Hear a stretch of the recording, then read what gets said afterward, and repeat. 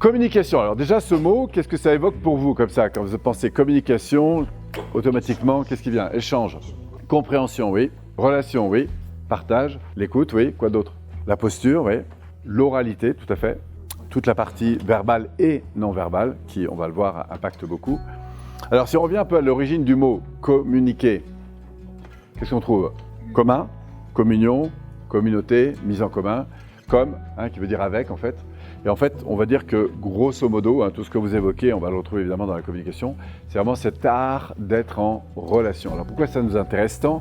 Parce qu'il y a un élément qui est important de comprendre, c'est que dans un système, plus les éléments d'un système communiquent de manière positive, plus vous créez de l'intelligence dans le système. Ça va avec cette idée?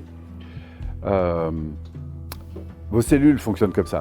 Si elles ont une bonne interaction entre elles, elles vont davantage se développer. Un couple fonctionne comme ça. S'ils communiquent bien ensemble, il va se développer. Si une équipe fonctionne bien ensemble et qu'il y a beaucoup d'interactions positives, eh bien, ça va se développer. Donc, ce qui est intéressant de repérer, c'est à quel point la communication est un vecteur de développement.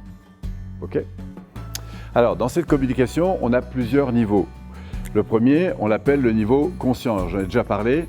Le conscient, c'est, pour nous, en tout cas en termes de PNL, c'est ce qui est en lien avec ce que vous avez à l'esprit consciemment. D'accord?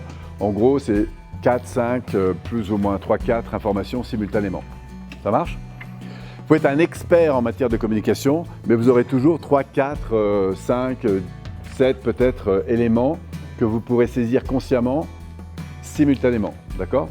Après, ce qui va se passer, c'est que vous avez, comme vous avez développé de l'expertise, et bien, du coup, en fonction des situations, vous pourrez les appeler des fichiers qui vous permettront de piloter votre communication. Ça, c'est ce qui va rentrer dans le niveau préconscient. D'accord? C'est tout ce à quoi vous avez accès, préconscient, si toutefois vous y portez un petit peu d'attention. D'accord? Donc dans votre cloud d'informations, pour éviter d'être noyé, vous sélectionnez des informations. Et puis en fonction de l'environnement, vous faites appel à tout un ensemble d'apprentissages, évidemment, qui sont là en arrière-plan et que vous utilisez tous les jours. D'accord? Ce sont tous vos automatismes. Et puis après, il y a une autre partie plus profonde qui va évidemment beaucoup interagir, enfin en tout cas influencer nos relations. C'est ce qu'on va mettre dans l'inconscient ou le subconscient, qui sont des niveaux plus profonds, qui sont liés à votre histoire. On peut parler par exemple de l'énéagramme, qui fait partie, il y en a plein, des modèles qui permettent de mettre au jour comme ça des structures de personnalité. Et puis il y a bien sûr aussi votre histoire. Il est clair que si vous avez grandi dans un environnement où il y avait beaucoup d'agressivité, ou de choses comme ça, eh bien, vous n'intéressez pas forcément, puisque vous n'avez pas développé les mêmes réflexes, que si vous, au contraire, vous étiez dans un environnement beaucoup plus bienveillant. D'accord? Alors, c'est un peu comme deux icebergs qui se rencontrent, entre la partie qu'on observe à l'extérieur et puis ce qui est en dessous. C'est vraiment ce qui est en dessous qui a beaucoup d'impact. Ce qui fait que parfois on est attiré ou on rejette comme ça des gens sans trop savoir pourquoi. Alors, nous, on va faire un premier exercice, puisque dans cette interaction, on va s'apercevoir qu'il y a deux choses qui sont fondamentales. Le premier, c'est le fond, et le deuxième, c'est la forme. À votre avis, quel est le plus important?